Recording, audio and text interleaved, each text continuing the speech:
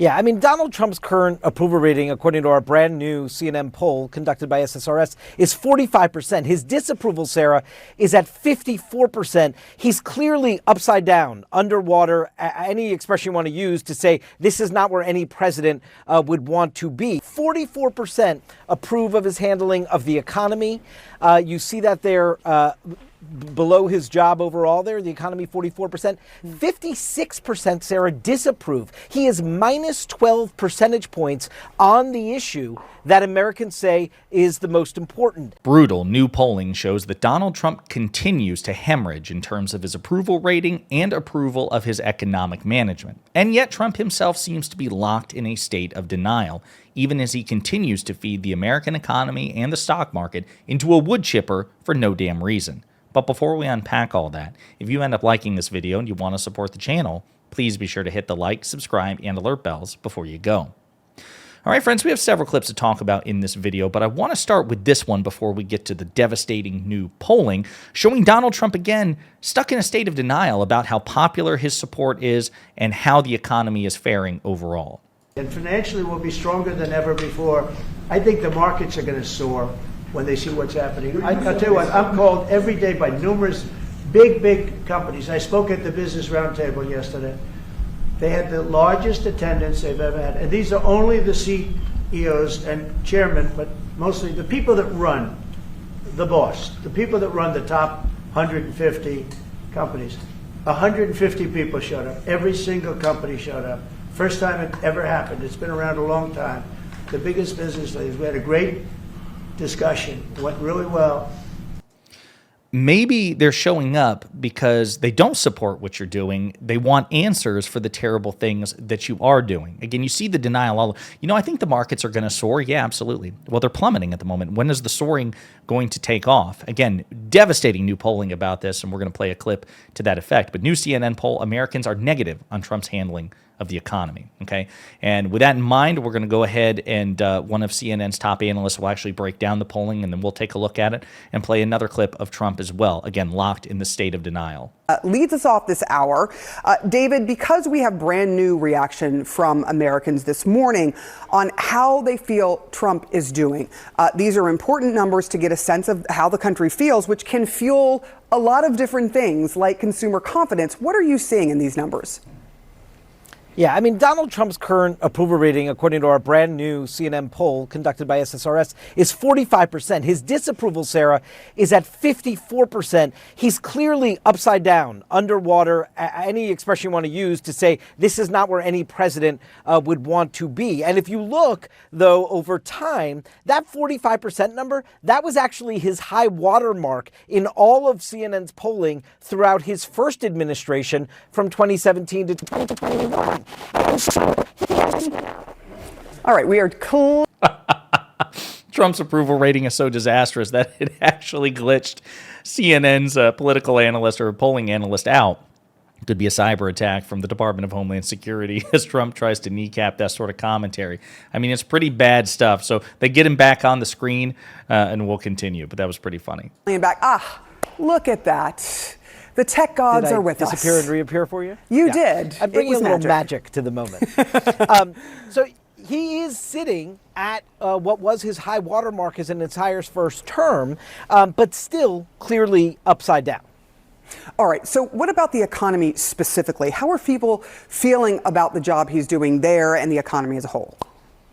So if you look at the issue set overall, how is he handling the whole host of issues that we tested? There are some issues he scores quite high on. 51% approve of his handling of immigration. But you ask the key question, the economy. It is by far issue number one for voters. Nothing really comes close overall for Americans. And on that score, he's actually performing a tick below his overall approval rating. 44% approve of his handling of the economy. You see that there below his job overall there, the economy 44%.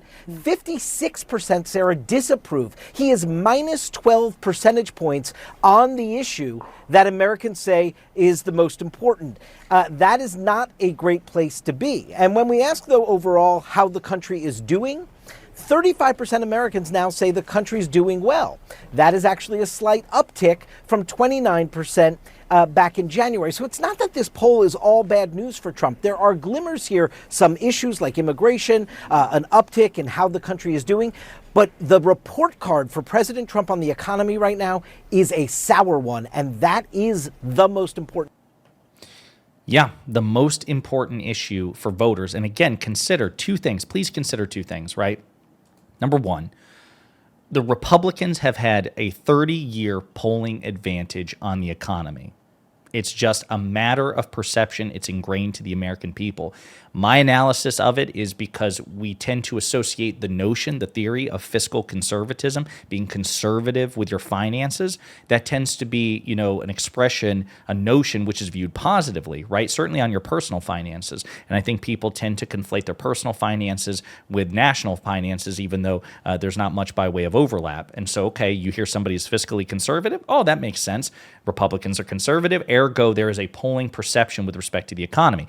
Now, if, of course, you look at the facts, the fact of the matter is 10 out of the last 11 recessions began under Republican presidents. Modern American history has effectively been a Republican administration either presiding over or triggering some sort of economic catastrophe, their Democratic successor coming in, cleaning up the mess, and then handing off a good economy to the next Republican, who again presides over or triggers a mess and passes it off to the next Democrat, so on and so forth. You consider under President Clinton, the economy was really good.